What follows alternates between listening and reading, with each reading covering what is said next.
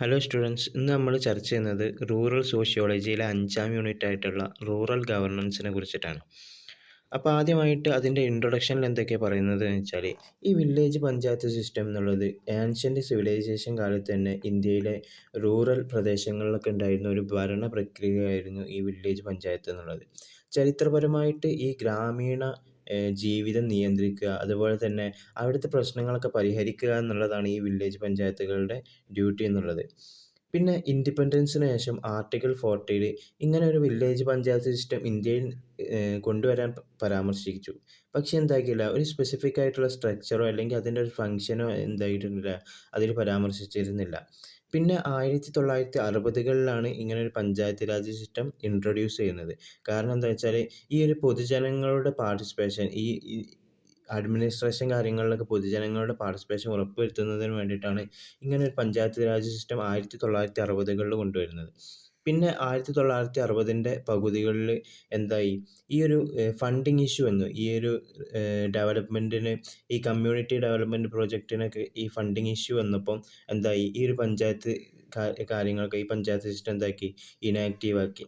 പിന്നെ 1979-80 കാര്യങ്ങളിലാണ് ഇങ്ങനൊരു സംസ്ഥാന സർക്കാരും അതുപോലെ തന്നെ കേന്ദ്ര സർക്കാരും സംയുക്തമായിട്ട് ഈ ജില്ലാ പഞ്ചായത്ത് സിസ്റ്റം കൊണ്ടുവന്നു. അതായത് ഈ ഒരു ലോക്കൽ റൂറൽ പ്രദേശങ്ങളിലൊക്കെ എല്ലാവരെയും കൂടി ഒന്നിച്ചിട്ട് അവിടുത്തെ ഡെവലപ്മെൻറ്റ് ഉറപ്പുവരുത്താൻ വേണ്ടിയിട്ട് എന്താക്കി, ഈ ഒരു പഞ്ചായത്ത് രാജ് ജില്ലാ ഡിസ്ട്രിക്ട് പഞ്ചായത്ത് സിസ്റ്റം കൊണ്ടുവരികയാണ്. ഇതാണ് ഈ ഇൻട്രൊഡക്ഷനിൽ പറയുന്നത്. ഇനി നമുക്ക് നോക്കാനുള്ള ബ്രീഫ് ഹിസ്റ്ററിയെ കുറിച്ചിട്ടാണ്. അപ്പോൾ നമ്മൾ നേരത്തെ പറഞ്ഞതുപോലെ ഈ പഞ്ചായത്ത് രാജ് സിസ്റ്റം എന്നുള്ള ഈ ഒരു കൺസെപ്റ്റ്, കൺസെപ്റ്റ് ആൻഷ്യൻ്റ് ഇന്ത്യയിൽ തന്നെ ഉണ്ടായിരുന്ന വില്ലേജുകളിലൊക്കെ ഉണ്ടായിരുന്ന ഒരു കൺസെപ്റ്റാണ്. ബ്രിട്ടീഷുകാരുടെ കാലത്ത് ഇവർക്ക് കൂടുതൽ റോളുകളൊന്നും കിട്ടാത്തതുകൊണ്ട് വളരെ വീക്കായിരുന്നു. പിന്നെ ഇൻഡിപെൻഡൻസിന് ശേഷം ഈ ഒരു വില്ലേജ് പഞ്ചായത്ത് സിസ്റ്റം പുനരുജ്ജീവിപ്പിക്കാൻ വേണ്ടിയിട്ട് ഒരുപാട് എഫേർട്ടുകളും കാര്യങ്ങളൊക്കെ ഉണ്ടായി. അതിൻ്റെ ഭാഗമായിട്ട് 1952 കമ്മ്യൂണിറ്റി ഡെവലപ്മെൻറ്റ് പ്രോഗ്രാമും അതുപോലെ തന്നെ 1953 നാഷണൽ എക്സ്റ്റൻഷൻ സർവീസും ഒക്കെ ഉണ്ടായിരുന്നു. ഇതൊക്കെ ഈ ഒരു റൂറൽ ഡെവലപ്മെൻറ്റിനെ പ്രൊമോട്ട് ചെയ്യുന്നതിലേക്ക് കൂടുതൽ സ്റ്റെപ്പുകൾ ഇവർ വഹിച്ചു എന്നുള്ളതാണ്. പിന്നെ അതുപോലെ തന്നെ പക്ഷെ എന്നാലും ഒരു കോർഡിനേഷൻ്റെ കുറവും. അപ്പോൾ ഇനി പറയാനുള്ളത് ഇൻട്രൊഡക്ഷൻ ടു പഞ്ചായത്ത് രാജ് എന്നുള്ളതാണ്. അപ്പോൾ നമ്മൾ നേരത്തെ പറഞ്ഞ പോലെ തന്നെ ഈ പഞ്ചായത്ത് രാജ് സിസ്റ്റം എന്നുള്ള ഇന്ത്യയുടെ ഇൻഡിപെൻഡൻസിന് മുമ്പ്, സ്വാതന്ത്ര്യത്തിന് മുമ്പ് തന്നെ ഇന്ത്യയിൽ ഉണ്ടായിരുന്ന സംഭവമായിരുന്നു. അന്നത്തെ കാലത്തൊക്കെ പറഞ്ഞാൽ ഈ ഒരു കൗൺസിലിനെ, ഈ ഒരു വില്ലേജ് പഞ്ചായത്തിലേക്കുള്ള കൗൺസിലിനെ തിരഞ്ഞെടുത്തിരുന്നത് ജുഡീഷ്യൽ അതോറിറ്റി വഴിയൊക്കെ ആയിരുന്നു. പിന്നീട് ഈ അന്നത്തെ കാലത്ത് തന്നെ ഈ ഒരു പഞ്ചായത്തിൽ, വില്ലേജ് പഞ്ചായത്തിൽ ഈ കാസ്റ്റ് ബേസിലുള്ള ഒരു ആധിപത്യം ഉണ്ടായിരുന്നു. അങ്ങനെയാണ് ഈ ഒരു ഇൻഡിപെൻഡൻസിന് ശേഷം ആർട്ടിക്കിൾ 40 ഇങ്ങനെ ഒരു പഞ്ചായത്ത് സിസ്റ്റം കൊണ്ടുവരണമെന്നും, അങ്ങനെ അതിൻ്റെ ഭാഗമായിട്ട് ഈ ഒരു ഒരുപാട് പുതിയ കമ്മിറ്റികൾ ഗവൺമെൻറ് ഉണ്ടാക്കി. അതിൽ പെട്ടതാണ് ഈ Balwant Rai Mehta committee, Ashok Mehta committee, G V K Rao committee, അതുപോലെ തന്നെ LM സിംഘവി കമ്മിറ്റി എന്നൊക്കെ പറഞ്ഞിട്ട് ഇങ്ങനെ ഒരു 4-5 കമ്മിറ്റിയെ രൂപീകരിച്ചു. അതിൽ ആദ്യമായിട്ട് ഈ ബൽവന്ത് റായ് മെഹ്ത്ത കമ്മിറ്റി 1957 ഇവർ ഈ ഒരു കമ്മിറ്റിയെ രൂപീകരിച്ചു. ഈ ഒരു കമ്മ്യൂണിറ്റി ഡെവലപ്മെൻറ്റ് പ്രോഗ്രാമും അതുപോലെ തന്നെ ഈ നാഷണൽ എക്സ്റ്റൻഷൻ സർവീസുകൾക്കും വേണ്ടിയിട്ടുള്ള ഒരുപാട് കാര്യങ്ങൾ അവർ റെക്കമെൻഡ് ചെയ്തു. 3 രീതിയിൽ പഞ്ചായത്ത് രാജ് സ്ട്രക്ചറിനെ അവർ എസ്റ്റാബ്ലിഷ് ചെയ്തു. ഒന്ന് ഗ്രാമപഞ്ചായത്ത്, അതായത് വില്ലേജ് ലെവലിൽ, പിന്നെ അതായത് പഞ്ചായത്ത് സമിതി, അതായത് ബ്ലോക്ക് ലെവൽ, അതായത് ബ്ലോക്ക് പഞ്ചായത്ത്, പിന്നെ ജില്ലാ പരിഷത്ത്, അതായത് ഡിസ്ട്രിക്ട് ലെവലിൽ, അതായത് ജില്ലാ പഞ്ചായത്ത്. ഈ ഒരു ഗ്രാമപഞ്ചായത്തിന് ഈ ഡയറക്റ്റ് ഇലക്ഷനേക്കാരം. പിന്നെ ഈ പഞ്ചായത്ത് സമിതിക്ക്, അതായത് ബ്ലോക്ക് പഞ്ചായത്തിനും ജില്ലാ പഞ്ചായത്തിനും ഈ ഒരു ഇൻഡയറക്റ്റ് ഇലക്ഷനുമാണ് നിർദ്ദേശിച്ചത്. പിന്നെ ഈ പഞ്ചായത്ത് സമിതി ഒരു എക്സിക്യൂട്ടീവ് ബോഡി ആവും. അതേപോലെ തന്നെ ഈ ജില്ലാ പഞ്ചായത്ത് ഒരു അഡ്വൈസറി ബോഡി ആയിട്ടും നിലനിൽക്കും. ഈ ജില്ലാ പഞ്ചായത്തിൻ്റെ ഹെഡായിട്ട് ആരേക്കാരം ഉണ്ടാവുക? ജില്ലാ കളക്ടർ ഉണ്ടാവുക.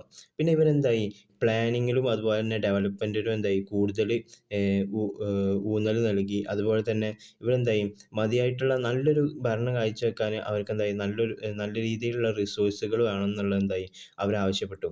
പിന്നെ അതുപോലെ തന്നെ നെഹ്റു ഈ ഒരു ഗ്രാമീണ എംപവറിങ് ആഗ്രഹിക്കുന്നത് കൊണ്ട് തന്നെ നെഹ്റു ഈ ഒരു സംഭവത്തെ സപ്പോർട്ട് ചെയ്യുകയും ചെയ്തു. ഇനി എന്താണ് അശോക് മെഹ്ത്ത കമ്മിറ്റി? ഇത് രൂപീകരിക്കുന്നത് 1977-ലാണ്. ഇതിൻ്റെ ഉദ്ദേശം എന്താണെന്ന് വെച്ചാൽ എന്തായി ഈ ഒരു വീക്കായിട്ടുള്ള ഈ ഒരു പഞ്ചായത്ത് രാജ് സിസ്റ്റത്തെ പുനരുജ്ജീവിപ്പിക്കുക എന്നുള്ളതാണ് ഇതിൻ്റെ ഉദ്ദേശം. ഇവരെന്തൊക്കെയാണ് ഇവരുടെ കീ ആയിട്ടുള്ള റെക്കമെൻഡേഷൻസ് എന്താണ്? ഈ ഒരു 3 ടയർ സിസ്റ്റം എന്നുള്ള 3 ടയർ സിസ്റ്റം എന്നുള്ള എന്താക്കുക 2 ടയർ സിസ്റ്റത്തിലേക്ക് മാറ്റുക എന്നുള്ളതാണ്. അതായത് ഇവരെന്താ മണ്ഡൽ പഞ്ചായത്ത് ഇതെന്താണ് വില്ലേജ് ലെവലിലുള്ള ലെവലിലുള്ള ഒരു രീതിയിൽ മണ്ഡൽ പഞ്ചായത്തും അതേപോലെ തന്നെ ഡിസ്ട്രിക്ട് ലെവലിൽ ജില്ലാ പരിഷത്ത് അതായത് ജില്ലാ പഞ്ചായത്ത് എന്നുള്ള രീതിയിലാണ് ഇവർ കൊണ്ടുവന്നത്. ഈ ജില്ലാ പഞ്ചായത്ത് എന്തായിക്കാരം ഒരു പ്രിൻസിപ്പൽ യൂണിറ്റ് ആയിക്കാരം. ഈ ജില്ലാ പഞ്ചായത്തിന് എന്താകും ഒരു എക്സിക്യൂട്ടീവും ജില്ലാ പഞ്ചായത്തിന് എക്സിക്യൂട്ടീവും അതുപോലെ തന്നെ പ്ലാനിംഗ് അതോറിറ്റിയും ആരായിരിക്കും ഈ ജില്ലാ പഞ്ചായത്തേക്കാരം. പിന്നെ അതുപോലെ തന്നെ ഇവർക്കൊക്കെ നിയമപരമായിട്ട് തന്നെ ഈ ടാക്സ് പിരിക്കാനുള്ള അവകാശം വേണമെന്നുള്ള ഇവർ റെക്കമെൻഡ് ചെയ്തു. ഇനി അടുത്തതാണ് ജി.വി.കെ. റാവു കമ്മിറ്റി. ഇവർ 1985-ലാണ് എന്താകുന്നത് ഈ ഒരു കമ്മിറ്റി നിലവിൽ വരുന്നത്. ഇത് ഉണ്ടാക്കിയത് ആരാണ്? പ്ലാനിംഗ് കമ്മീഷനാണ്. ഇവരുടെ നിരീക്ഷണവും ഇവരുടെ ഒബ്സർവേഷനും റെക്കമെൻഡേഷനും എന്താണെന്ന് വെച്ചാൽ ഇവർ ആദ്യം തന്നെ ഈ ഒരു പഞ്ചായത്ത് രാജ് സിസ്റ്റത്തെ ക്രിറ്റിസൈസ് ചെയ്തു. ഇവരെന്ത് പറഞ്ഞു? ഗ്രാസ് വിത്തൗട്ട് റൂട്ട്സ് അതായത് വേരുകളില്ലാത്ത പുല്ല് എന്ന് പറഞ്ഞിട്ട് ഈ ഒരു പഞ്ചായത്ത് രാജ് സിസ്റ്റത്തെ ക്രിറ്റിസൈസ് ചെയ്തു. പിന്നെ ജില്ലാ പഞ്ചായത്ത് ഒരു ഡെവലപ്മെൻറ്റിന് വേണ്ടിയിട്ടുള്ള ഒരു കേന്ദ്ര ബിന്ദുവായിട്ട് ഈ ഒരു ജില്ലാ പഞ്ചായത്തുകളെ പ്രപ്പോസ് ചെയ്തു. പിന്നെ അതുപോലെ തന്നെ ഈ ഡിസ്ട്രിക്ട് ലെവലിലും അതുപോലെ തന്നെ ഈ ഒരു മറ്റുള്ള താഴ്ന്ന പ്രദേശങ്ങളിലൊക്കെ ഈ ഒരു പ്ലാനിങ്ങിലൂടെയും ഇംപ്ലിമെൻറ്റേഷനിലൂടെയും അതുപോലെ തന്നെ ഒബ്സർവേഷനിലൂടെയൊക്കെ എംപവർ കൊണ്ടുവരാൻ സാധിക്കും എന്നുള്ളവർ പറഞ്ഞു. അതുപോലെ തന്നെ ഡിസ്ട്രിക്ട് ഡെവലപ്മെൻറ്റ് കമ്മീഷണർ ജില്ലാ പഞ്ചായത്തിൻ്റെ CEO ആയിട്ട് അപ്പോയിൻമെൻറ്റ് ചെയ്തു. അതുപോലെ തന്നെ ഈ ഒരു അവരെന്താവശ്യപ്പെട്ടു ഈ പഞ്ചായത്ത് രാജ് ബോഡികളിലേക്ക് നിരന്തരമായിട്ട് ഈ എലക്ഷൻ നടക്കണം എന്നുള്ളതും ആവശ്യപ്പെട്ടു. അടുത്തതായിട്ട് നമ്മൾ പറയാനുള്ളത് LM സിംഘവി കമ്മിറ്റി. ഈ ഒരു കമ്മിറ്റി നിലവിൽ വരുന്നത് 1986-ലാണ്. ഈ ഒരു കമ്മിറ്റി രൂപീകരിക്കുന്നതിൻ്റെ പ്രധാന ലക്ഷ്യം എന്താണെന്ന് വെച്ചാൽ ഈ ഒരു പഞ്ചായത്ത് രാജ് സിസ്റ്റത്തെ സ്ട്രെങ്തൻ ചെയ്യാനും അതുപോലെ തന്നെ അതിനെ റീസ്റ്റോർ ചെയ്യാനും വേണ്ടിയിട്ടാണ്. അവരുടെ പ്രധാനപ്പെട്ട റെക്കമെൻഡേഷൻസ് എന്താണെന്ന് വെച്ചാൽ ഓരോ പഞ്ചായത്ത് രാജ് സിസ്റ്റത്തിനും ഓരോ പഞ്ചായത്തുകൾക്കും കോൺസ്റ്റിറ്റ്യൂഷണൽ സ്റ്റാറ്റസ് നൽകുക. അതുപോലെ തന്നെ തികച്ചും നീതിയുക്തമായിട്ടുള്ള സ്വാതന്ത്ര്യപൂർവമായിട്ടുള്ള ഒരു എലക്ഷന് എല്ലായിടത്തും ഉറപ്പുവരുത്തുക.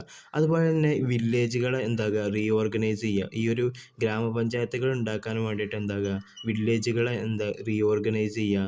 അതുപോലെ തന്നെ കൂടുതൽ ഫണ്ടുകൾ ഈ ഒരു ലോക്കൽ ബോഡീസിന് കൂടുതൽ ഫണ്ടുകൾ നൽകുക. അതുപോലെ തന്നെ ഓരോ സംസ്ഥാനങ്ങളിലും ഈ ഒരു പഞ്ചായത്ത് പരമായിട്ടുള്ള തർക്കങ്ങളും കാര്യങ്ങളൊക്കെ നിയന്ത്രിക്കാൻ വേണ്ടിയിട്ട് ജുഡീഷ്യൽ ട്രിബ്യൂണൽസുകൾ സ്ഥാപിക്കുക. അതുപോലെ തന്നെ ഈ ഒരു പഞ്ചായത്തുകൾ ഈ ഓരോ ലോക്കൽ ഇഷ്യൂസ് സോൾവ് ചെയ്യാനും ലീഡർഷിപ്പ് ഡെവലപ്മെൻറ്റിനും അതുപോലെ തന്നെ ഈ ഡെമോക്രസി നിലനിർത്തുന്നതിനും വേണ്ടിയുള്ള കാര്യങ്ങൾ കൂടുതൽ ഊന്നൽ നൽകുക എന്നുള്ള കാര്യങ്ങളാണ് ഇവർ റെക്കമെൻഡ് ചെയ്തത്. ഇനി അടുത്തതായിട്ട് പറയാനുള്ളത് എന്താണെന്ന് വെച്ചാൽ 73rd കോൺസ്റ്റിറ്റ്യൂഷണൽ അമെൻമെൻറ്റ് ആക്ടിനെ കുറിച്ചാണ്.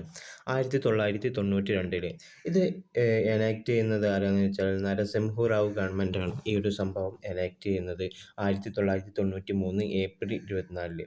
ഇതിൻ്റെ പ്രധാന ലക്ഷ്യം എന്താണെന്ന് വെച്ചാൽ ഗ്രാസ് റൂട്ട് ലെവലിൽ ഡെമോക്രസി ഉറപ്പുവരുത്തുക. അതുപോലെ തന്നെ ഈ ഒരു റൂറൽ ലെവലിൽ ഉള്ള ഡെവലപ്മെൻറ്റ് ഉറപ്പുവരുത്തുക എന്നുള്ളതൊക്കെയാണ് ഇതിൻ്റെ ഉദ്ദേശം. ഈ ഒരു അമെൻമെൻറ്റിലൂടെ പഞ്ചായത്ത് രാജ് സിസ്റ്റത്തിന് കോൺസ്റ്റിറ്റ്യൂഷനിൽ ഒരു സ്റ്റാറ്റസ് ലഭിച്ചു. ഇതിൻ്റെ റിസൾട്ട് ഇന്ന് ഇന്ത്യയിൽ 2,50,000 ഗ്രാമപഞ്ചായത്തുകളും 6,500 പഞ്ചായത്ത് സമിതികളും 500-ലധികം ജില്ലാ പരിഷത്തുകളും ഉണ്ട്. ഇനി അടുത്തതായിട്ട് നമുക്ക് പറയാനുള്ളത് സിഗ്നിഫിക്കൻസ് ഓഫ് ദി 73rd അമെൻമെൻ്റ് ആണ്. അപ്പം ഈ പഞ്ചായത്തുള്ള നമ്മളെ കോൺസ്റ്റിറ്റ്യൂഷനിലെ പാർട്ട് 9 ആഡ് ചെയ്തു. അതുപോലെ തന്നെ ആർട്ടിക്കിൾ 243 മുതൽ 243 വരെ അതിൻ്റെ 11ാമത്തെ ഷെഡ്യൂളിൽ എന്തായി ഈ ഒരു സംഭവം എന്തായി ഇൻട്രൊഡ്യൂസ് ചെയ്തു. അതുപോലെ തന്നെ ഈ ഒരു പഞ്ചായത്ത് രാജ് സിസ്റ്റം കൊണ്ടുവരിക എന്നുള്ള ആർട്ടിക്കിൾ 40 ആ ഒരു സംഭവം എന്താക്കി പൂർത്തീകരിക്കാൻ കഴിഞ്ഞു.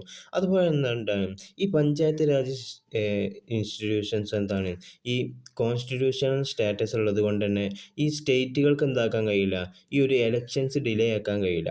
ഈ ഒരു ആക്ടിനെ എന്താക്കിയിട്ടുണ്ട്, രണ്ടാക്കിയിട്ട് തരം തിരിച്ചിട്ടുണ്ട്. ഒന്ന് മാൻഡേറ്ററി പ്രൊവിഷൻസും ഒന്ന് വളണ്ടറി പ്രൊവിഷൻസും.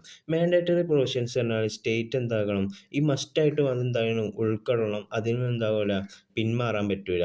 വളണ്ടറി പ്രൊവിഷൻസ് പറയുമ്പോൾ സ്റ്റേറ്റിന് വേണമെങ്കിൽ എന്താകാം അത് സ്വീകരിക്കാതിരിക്കാം എന്നുള്ളതാണ്.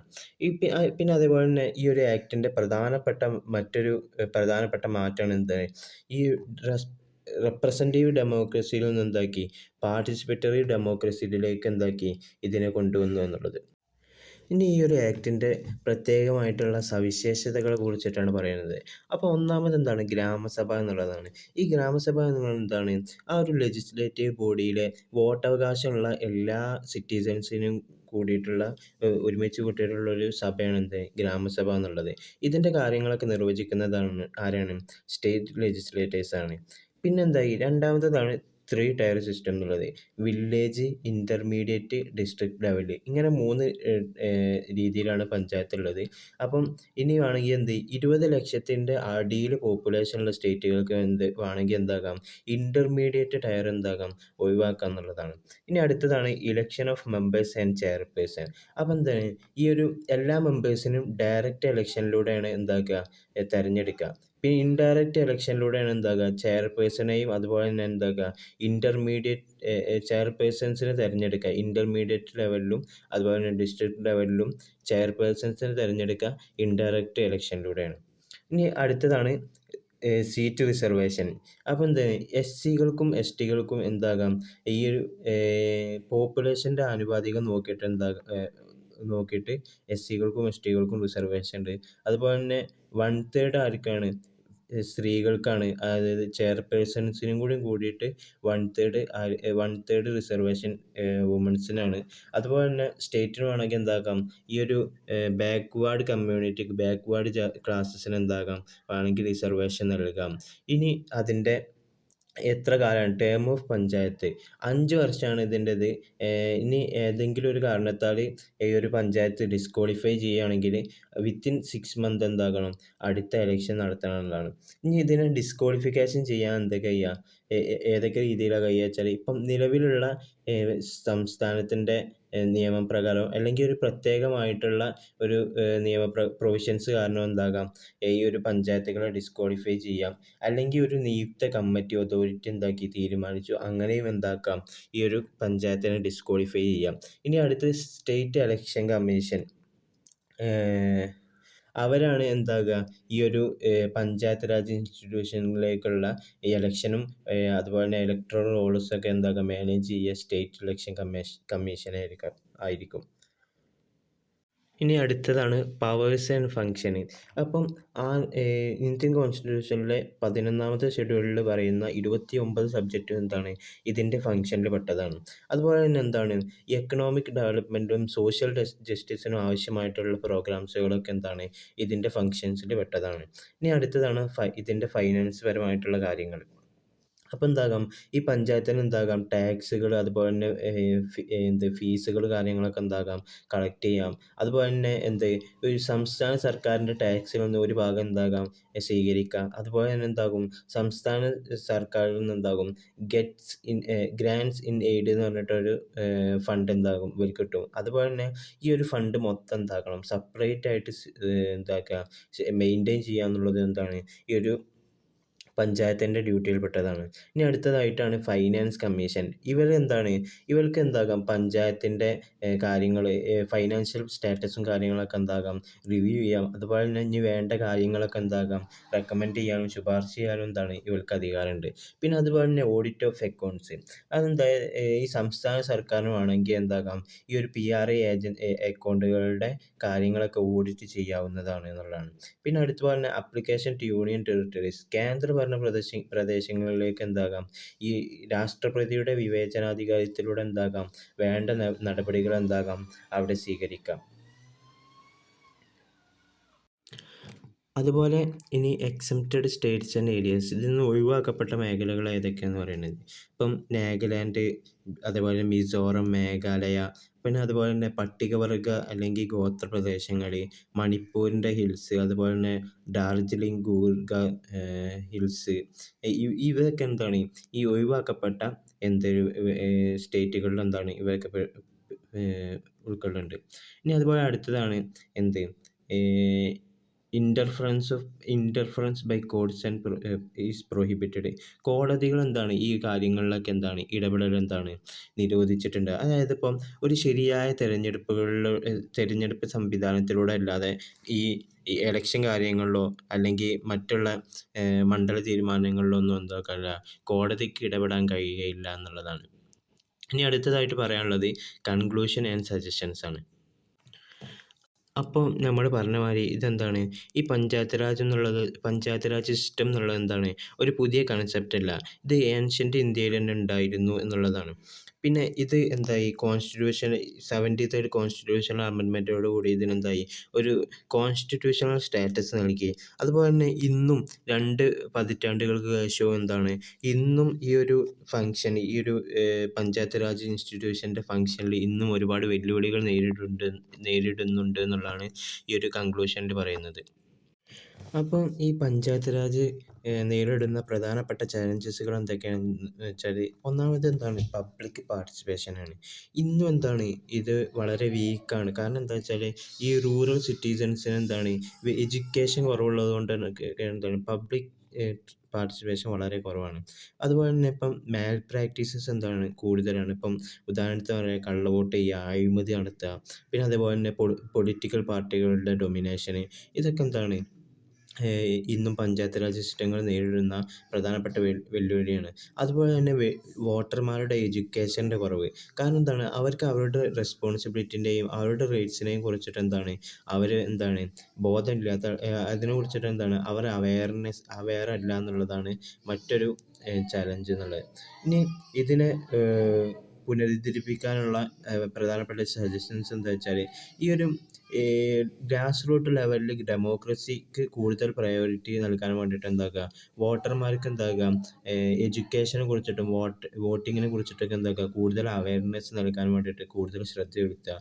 അതുപോലെ തന്നെ എന്താക്കുക ഈ പഞ്ചായത്ത് രാജ് ഇൻസ്റ്റിറ്റ്യൂഷനൊക്കെ ഒരു സ്വയംഭരണ ഫൈനാൻഷ്യലി ഓട്ടോണമി നൽകുക എന്നുള്ളതാണ്.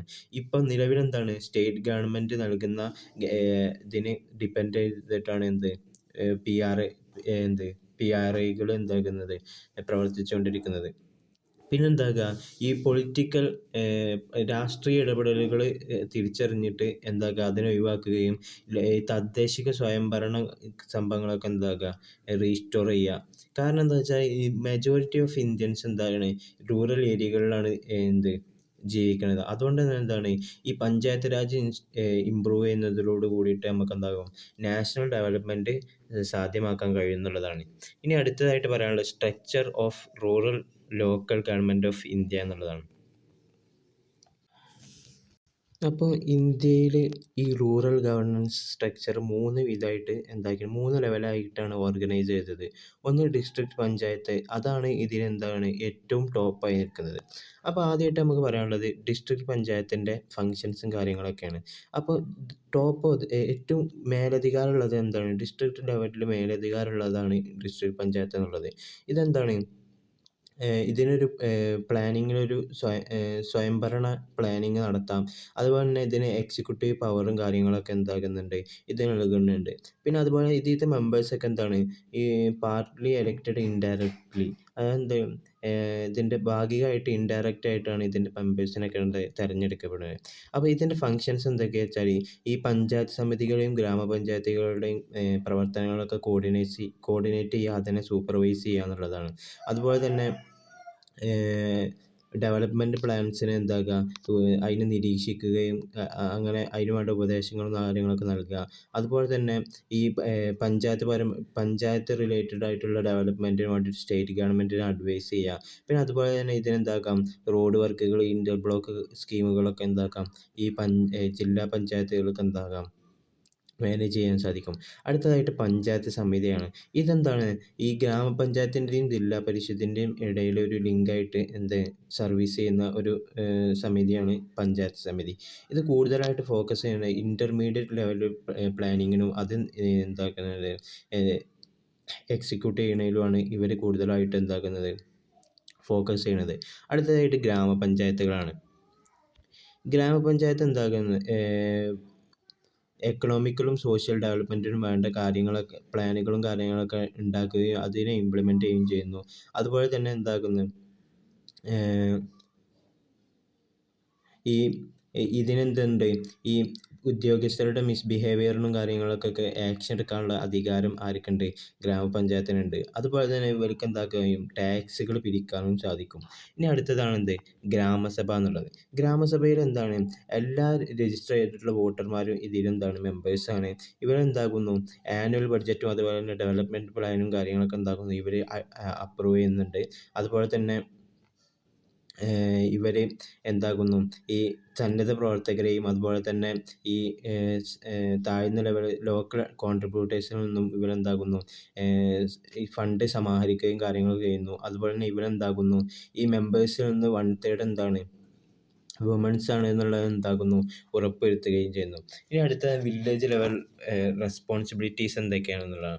അപ്പോൾ ഒന്നാമത് എന്താണ് വാട്ടർ സപ്ലൈസ്, അതായത് ഇപ്പം ഡൊമസ്റ്റിക് മൃഗങ്ങൾക്കും അതുപോലെ തന്നെ മറ്റുള്ള കാര്യങ്ങൾക്കും മനുഷ്യർക്കൊക്കെ യൂസ് ചെയ്യാനുള്ള വാട്ടർ സപ്ലൈ, അതുപോലെ തന്നെ ഹെൽത്ത്, അതുപോലെ ലൈറ്റ് കാര്യങ്ങളൊക്കെ എന്താക്കുക നോക്കുക. അതുപോലെ തന്നെ എഡ്യൂക്കേഷൻ, കൾച്ചർ, അതിൻ്റെ പ്രൊമോഷന്, അതുപോലെ തന്നെ വില്ലേജ് ഡെവലപ്മെൻറ്റിന് വേണ്ടിയിട്ടുള്ള കാര്യങ്ങളൊക്കെ എന്താക്കുക ഉണ്ടാക്കുകയും അതിനെ എക്സിക്യൂട്ട് ചെയ്യലും, പിന്നെ അതുപോലെ തന്നെ എന്തെങ്കിലും ദുരന്തങ്ങളൊക്കെ വന്നാൽ അതിനെ നേരിടാനുള്ള കാര്യങ്ങളൊക്കെ